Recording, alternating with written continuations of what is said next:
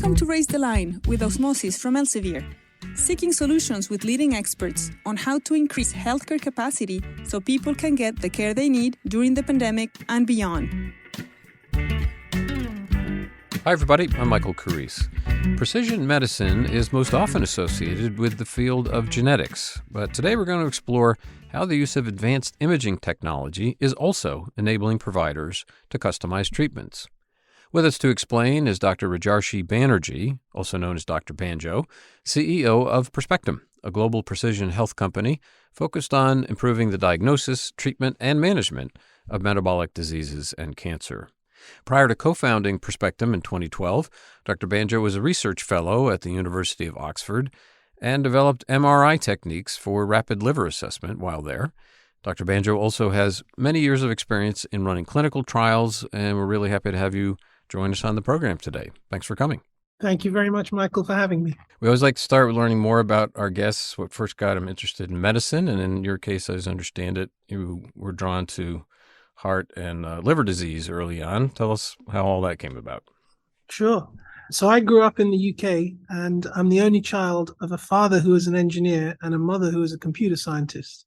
So clearly I grew up unable to do anything apart from games on a computer and unable to change a light bulb. But I was okay at biology, and I was okay at sort of, I guess you would call them the caring aspects of professional behavior. And so I went to do medicine in Oxford, and now I've ended up spending half my life here. But yeah, think of me as a failed engineer and a failed computer scientist. So, and imaging, how did you drift over to that space? So if you look at the history of medicine, going back 200 years, sight is one of the key senses to use in making a diagnosis. You know, whether it's trying to determine whether or not you have liver disease by looking to see evidence of jaundice or yellowing in the whites of your eyes, pallor in your mouth or around your lips as a sign of anemia, scars to suggest old surgery, looking for lumps and bumps. So our eyes are very important to us in medicine. And increasingly, since the 1970s, experimentally in the 1990s in major mainstream practice, we've been used to CT and MRI scans to see inside us. And I became very interested in that because when learning the practice of cardiology, scanning is very, very important because it determines who does or doesn't have heart disease and what kind of heart disease they have. And that's where I really fell in love with scanning. Because it enabled you to do a better job of diagnosis, or you just loved the technology piece of it, or some combination? Well, remember, Michael, I'm a failed engineer, so it's never going to be about the technology for me. So for me, it was always being able to make the diagnosis and being able to explain to a person what was going on. And so there's a technique we use in cardiology called ultrasound or echocardiography, where you use an ultrasound probe to see the heart beating in real time, and you can explain to a patient what's going on. And for conditions like heart failure, where the heart doesn't pump as well as it should, you can show what's happening to a patient and explain to them why they have to take certain types of medicines, ACE inhibitors, beta blockers, and others, and how that can over time improve the quality of cardiac function or pumping function. And that sort of dynamic feedback really can only come from images. You can't do it with biochemical outputs or lists of numbers. Pictures paint 1,000 words and make the art of diagnosis much more palatable. Well, as a company that works with images, we completely agree with that. So how did all of this lead you on the path to Perspectum? And how did that come together? What was your original thought? So for all the lovely things I've said about echocardiography, one of the problems with echocardiography is it's very manual. So you have to physically put an ultrasound probe on someone's chest and move them around to see different aspects of the heart. And there is a better technique than ultrasound using magnetic resonance images.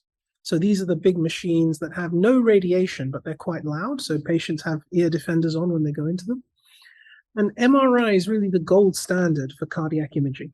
And it was designed originally so that you could scan babies' hearts and children's hearts in great detail without any radiation. And in the early 2000s, when I was in training, the only way to really learn cardiac MRI was to do it as part of a PhD program. So I came back to Oxford from London, where I was practicing, to do a PhD program in cardiac MR. And while here, again, I fell in love with some of the new techniques that were emerging as to how you could map the heart to look for disease, and applied them to other organs. And that gave birth to Perspectum, which was a spin-out company from the University of Oxford in 2012. And Perspectum was focused on heart and liver from the beginning, or what was the focus? Well, the idea was, again, going back 200 years in medicine, we have often in the medical professions used biopsy as the definitive way of working out what's wrong with any part of Michael. So 20, 30 years ago, if I thought there was inflammation in Michael's heart, I would do a myocardial biopsy. I would literally take a little bit of your heart out, typically from the central chamber, put it on a microscope and look at it to see if there's evidence of inflammation or fibrosis or anything else. Now, that's pretty invasive, pretty painful, and not risk-free, as you can imagine. And so cardiologists, being fairly innovative, developed scanning mechanisms that allowed them to diagnose myocardial fibrosis or myocarditis without biopsying the heart. These methods, usually using MRI, have gained a lot of public attention recently as myocarditis has come into the public eye in conjunction with some of the mRNA vaccines, and certainly also with long COVID. The critical thing for Perspectum was, well, if you can remove the need for a biopsy of the heart, can you remove the need of the biopsy from other organs like the liver or the kidney or the prostate? So Perspectum tried to do computer-assisted imaging with AI to replace biopsies and make it therefore a lot safer and more scalable to diagnose inflammation or fibrosis or other diseases of many organs in patients. And you managed to do that. We've definitely managed to do that in the liver. So we're now in guidelines for liver disease. If you have liver inflammation of any cause, you can have a liver multiscan to determine how good or bad it is. If you have autoimmune hepatitis, which is a waxing and waning condition of the liver triggered by the immune system, you can use imaging to guide how much steroids or immunosuppression you have. And you can use imaging to determine if you have a liver transplant, whether the transplant is being rejected. All of these indications that I've described historically would need a biopsy to diagnose them, which creates a barrier and a delay for a patient getting the right diagnosis and therefore the right treatment. So diagnosis is only really part of the journey, right? Working out what's wrong with Michael is the first step to then hopefully making him better, or in some cases, counseling him as to how he can make himself better. Well, and you can see, of course, with chronic diseases, how this would also be helpful, because as you're monitoring, you can also do that without an invasive procedure.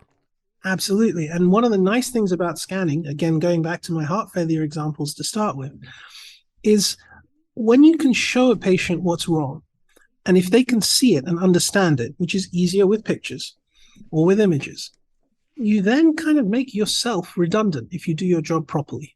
Most patients want to understand what's wrong with them. And given the images that they can see to empower them, to give them the knowledge to work out what's wrong, they can then take action to deal with it themselves. Whether that's taking the right tablets on a regular basis, because it's less of a chore and more of a benefit, whether it's abstaining from alcohol if they've got alcohol-related liver inflammation, or altering their diet, or in the case of patients with gallstones and pancreatitis, deciding whether or not they want to have a gallstone removed. There's lots of indications where actually the decision-making rests with the patient. They just need to understand the parameters of that decision. Yeah, you can see it from a patient education perspective, how that'd be pretty powerful. So give me some other examples of on the precision medicine piece of this. As I said at the beginning, it's something people automatically associate with genetics. So for providers using your products, how does it help them tailor things? Correct. Well, historically, when people have looked at precision medicine, they've generally looked at genetic markers of rare diseases or histopathological markers of, for example, breast cancer, to say, well, for this kind of breast cancer, we're going to do this kind of treatment based on its genetic profile and pathological profile. You can also look at a person or a person's organs with cross-sectional imaging and get very accurate characterization of what's wrong. The best examples outside of the liver and the heart are probably in the prostate and the breast. I can work out with incredible clarity what kind of prostate cancer someone has and what they're likely to respond to just from a scan. And precision medicine is really all about, for a given condition with an array of possible treatments, an array of possible hammers with which to hit one nail, which hammer works best? If there's only one hammer, you don't really need a precision medicine decision tool, because you got one hammer, you got one nail, just do it. But when you have a variety of treatments, for example, in prostate cancer or many solid organ tumors, for example, in liver disease, where there are many, many potential therapies for liver inflammation, it is better for the patient to get a tailored treatment. And it's possible to tailor a treatment on genetics, of course, on pathology, but also on imaging. And actually, if you project forward to when our kids are adults, and my kids are 5 and 7, so we're talking about 15, maybe 20 years down the line, I suspect that they will have integrated diagnostics that tailor their treatments in all 3 domains: imaging, pathology, and genetics. So right now, there really are no systems that integrate that seamlessly or without much trouble for providers? There are no technology systems that do that. Good doctors do that all the time. Yeah. So when patients see physicians, the really great doctors, the top of the game ones, they don't wow you by how complicated they describe something. Or certainly for me, they wow me by how simple they make things sound. Mm-hmm. So I may go into a clinic or into a medical meeting with a complex case of condition X in a patient who also has other comorbid conditions A and B and has had these odd symptoms of P and Q. And someone really good, Michael, will be able to say to me, this fits with that, and that fits with this, and this reduces all these spinning plates to 2 or 3 questions that need asking. And if the answers are this and this, then the treatment is this or that. And that degree of simplicity, almost creating the story for each individual patient based on them rather than a textbook, that is the art of really great medicine. Yeah, the communication piece is so important. So we talked about biopsies. Are there other traditional testing methods that your technology can replace? So the other thing apart from biopsies that I think is ripe for a little bit of disruption, and a little bit of disruption is always good, is how we assess patients with multi-organ disease. So historically, going back maybe now just 30 or 40 years, it's always been a story of specialization. So you used to have hospitals. I remember here in Oxford, we used to have 5 or 6 consultants running the whole hospital department of medicine. And now we have maybe 200, and there's much more specialization.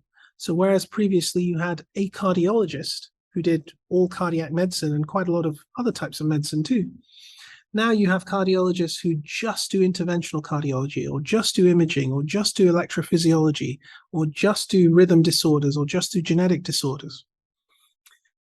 Problems occur when you have all these specialists, but you don't have someone as a human who can integrate across disciplines.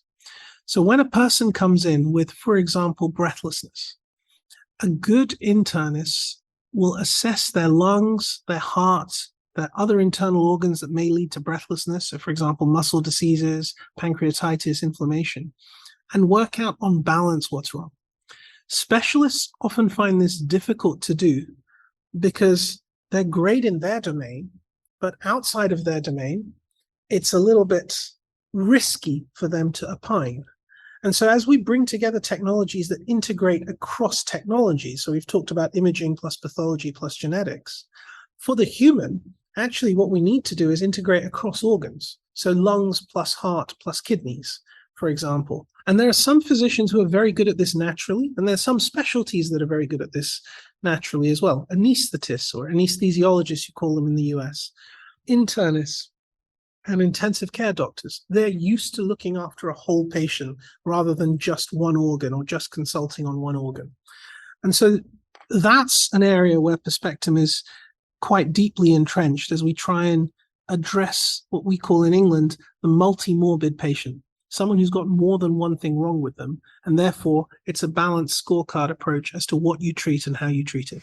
Well, and you'd mentioned long COVID before, and this has emerged as an application, as I take it, for what you're talking about, because it does affect multiple systems.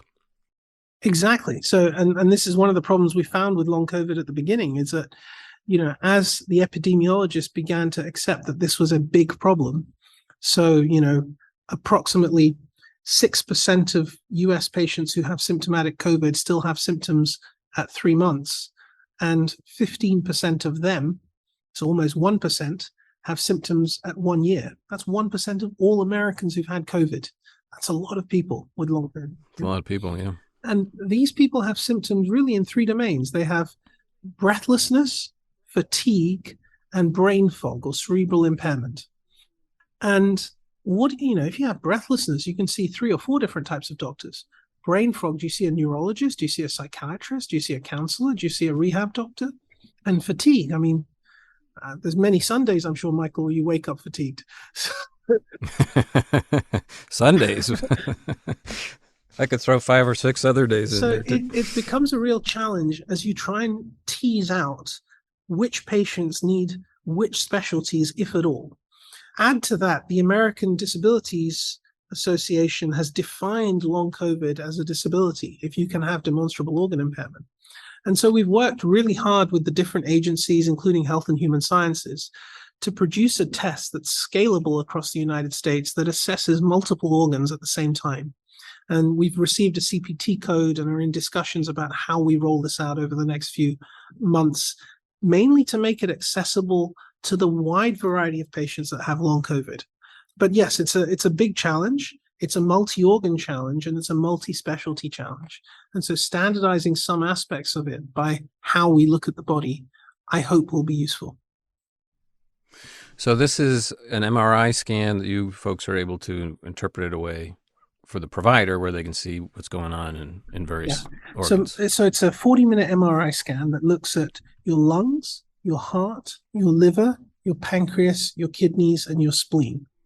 And based on that, in the best case scenario, we can say, Michael, you have no significant organ abnormalities. You may have long COVID, but hopefully you'll recover, and there's nothing that we can do right now other than rest and rehabilitation. That not being the case, if we pick up damage in one or more organs, we can at least direct you to the right, we would say here in the UK, ologist, right? So if we have problems with your lungs, we'll direct you to a pulmonologist. If you have problems with your heart, we'll direct you to a cardiologist. If you have problems with both, we'll say go to one, but bear in mind that the other one is also impacted as well.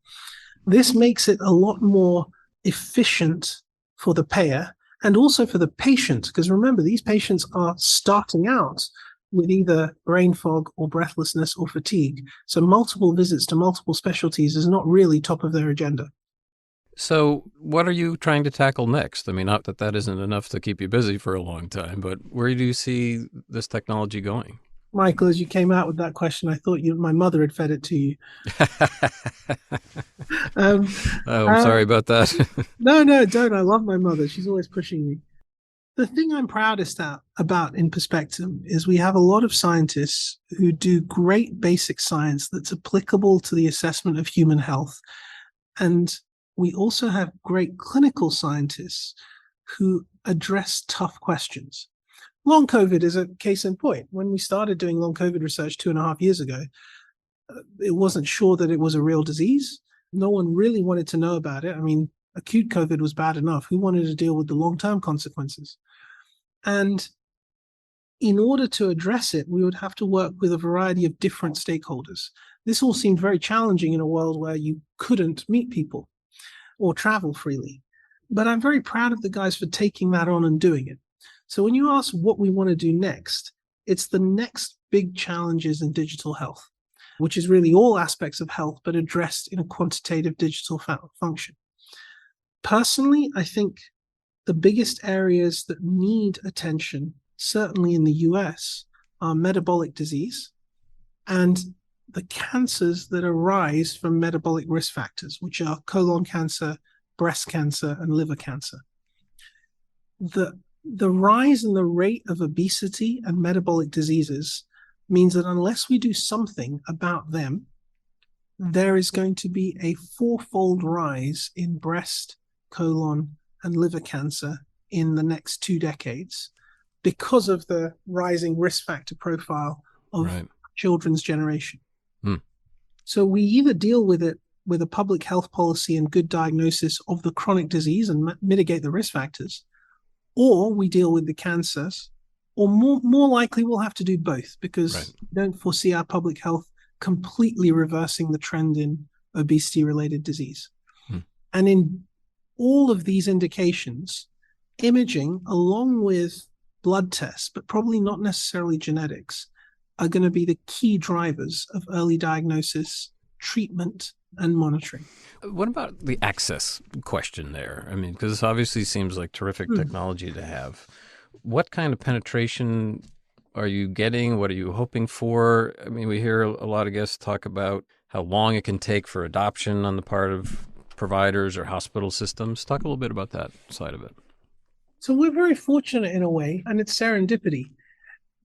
It's always easier to get an MRI scan than it is to get a biopsy. If I told you I was going to stick you in the side with a 9-centimeter needle, and I could do that locally, or you could drive 50 miles to an MRI scan and have a scan which was as good, I'm fairly certain that you would cover the cost of that petrol for that journey. You're right. So access is partly determined by risk, and the risk of a biopsy is much higher than the risk of a scan.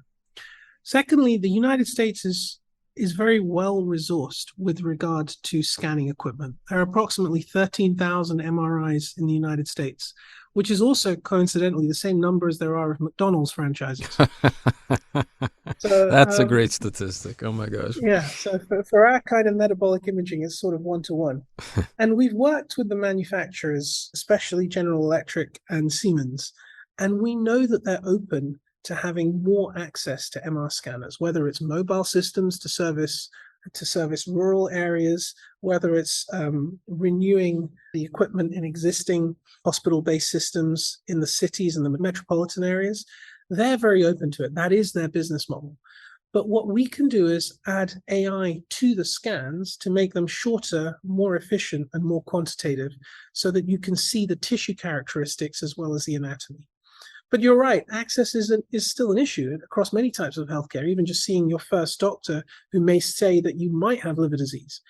And that's why we need to work with agencies like Health and Human Sciences and CMS, which is part of them, to make sure that our tests are appropriately coded and covered by Medicare so that they are accessible to people. And I have to say that our US team has worked incredibly well with those agencies to raise the profile of access for chronic disease. That's great news. So as we wrap up here, we always like to have our guests provide a little advice to our audience, which is mostly students and early career professionals, about dealing with this moment in time where we're still dealing with the pandemic, but also just generally looking forward to their career. What do you tell young docs? Young people in medicine, firstly, you're in a very, very privileged career. You get to meet some wonderful people, both professional colleagues, but probably most of all patients. You'll hear the most amazing stories from people who you get the privilege to talk to as part of your job. But the biggest thing I can say is, if you must never forget that it's a caring profession. And actually being a great doctor is not about, or a great healthcare professional, is not about how much you know or how much you can do or what procedure you feel that you can do better than anybody else. The best physicians I've met, and I've been lucky enough to speak to many, are the ones that care the most. That in turn ensures they have the highest standards. That in turn ensures that they have the best outcomes, which in turn defines that they are the best. But it all starts with caring. That's a great point. I mean, we spend a lot of time on this program talking to entrepreneurs like yourself and talking about digital health, and people can get kind of distracted, maybe is not quite the right word, by all the technology and the AI and focused on all these tools and bells and whistles at the risk of losing sight of really what it's about, which is what you were just talking about. So that's a great note to end on. I want to thank you so much for spending time with us today, Dr. Banjo. No trouble at all. Thank you, Michael, and good luck with the show. Thank you. I'm Michael Carrese. Thanks for checking out today's program. And remember to do your part to raise the line and strengthen the healthcare system. We're all in this together.